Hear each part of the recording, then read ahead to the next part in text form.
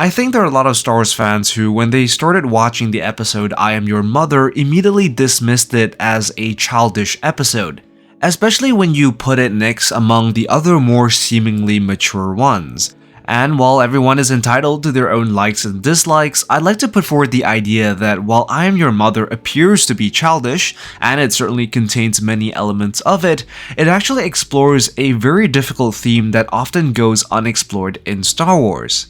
On the surface, I'm Your Mother is a straightforward story about a mother and daughter's relationship with each other, and this was certainly explored during the episode, with Annie and her mother's relationship issues front and center of the episode's plot. Most clearly seen when Annie finally blows up and talks about how embarrassed she feels when she is next to her mother in public.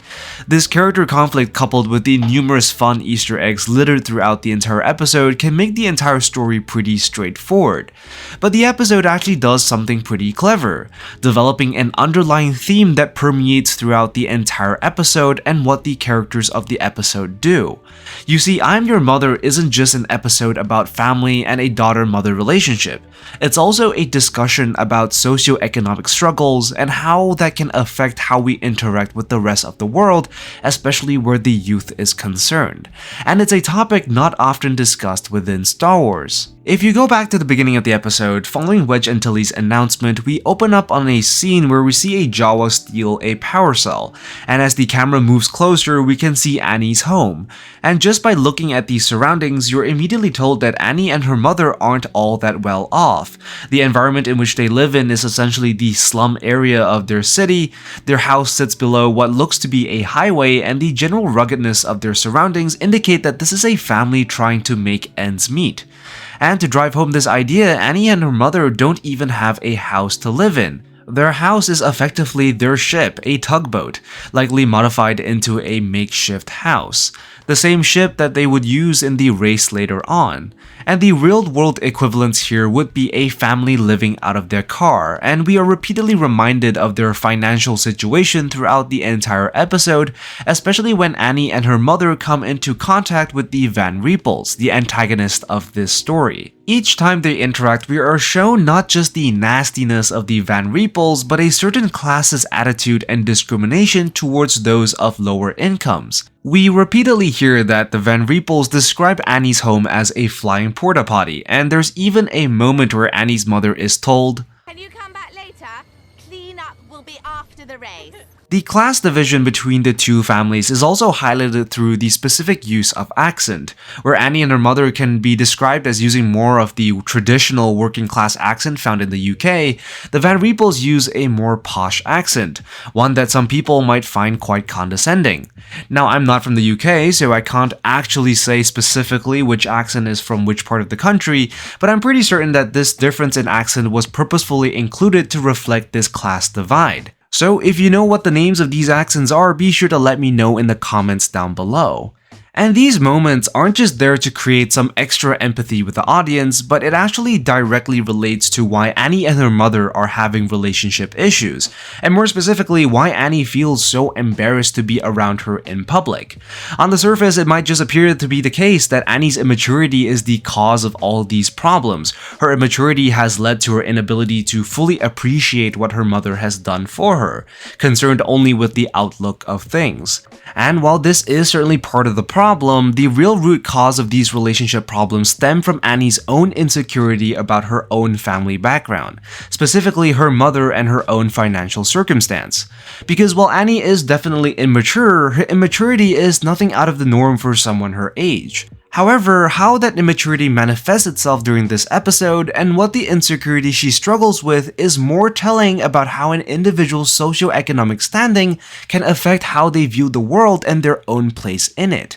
And this insecurity is best reflected when Annie talks to Julian Van Riepel. After a demeaning interaction with Julian Van Riepel, Annie's friends all ask her, "Why'd you let her talk to you like that?" Or to put it in other words, why does Annie just roll over whenever Van Riepels are insulting her and her family? And Annie doesn't really answer the question at all. In fact, we never get a verbal answer from her as to why she's willing to suffer and take in all this abuse. And this is perhaps a reflection of how Annie views herself. A possible sense of inadequacy that her financial inferiority devalues her worth compared to that of the Van Riepels. And this is perhaps a point that her friends might not easily understand. As we see during the starting lineup a scene later, her friends are all relatively well off, especially when compared to her. Her Wookiee friend's mother is dressed up like royalty, and none of them actually live out of their own spaceships.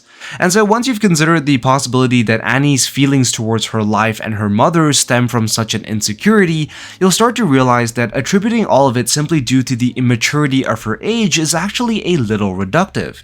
Annie's struggles are brought on by the classism she faces at school, and the insecurity and anger that she has internalized is eventually directed towards her mother and her state of life. Instead of standing up for herself, she has this sense of inferiority, which feeds into why she feels embarrassed when her mother is around. And it's a poignant theme to explore, and one that often goes unnoticed where Star Wars is concerned. Poverty and financial discrimination in Star Wars, at least on the big screen, is often unexplored.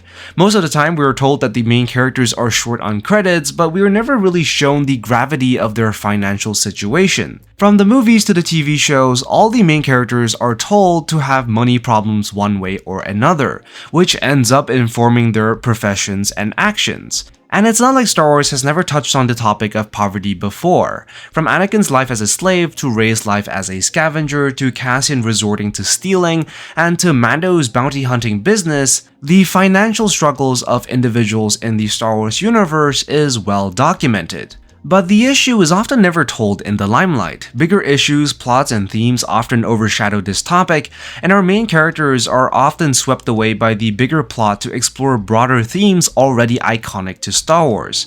Which is a missed opportunity that I'm Your Mother does so well to make up for, because struggling through poverty isn't just a materialistic issue, but also a psychological one, especially where the youth is concerned, as we see through Annie. Furthermore, in a society where there is a growing materialistic culture, these are issues that need to be discussed. In a society where branded items and flashy demonstrations of a person's wealth are all becoming indicators of how society should value them as individuals, it's important not to forget that those who struggle with financial difficulties may internalize these metrics, manifesting in harmful perceptions of self. Which is why it makes stories such as I Am Your Mother as relevant as ever, and why Star Wars is also the perfect platform to discuss such difficult issues. So that's all for this video. Let me know what you think in the comments down below. Be sure to like and subscribe, and I will see you in the next one. I'm the Lost Acolyte, and I have spoken.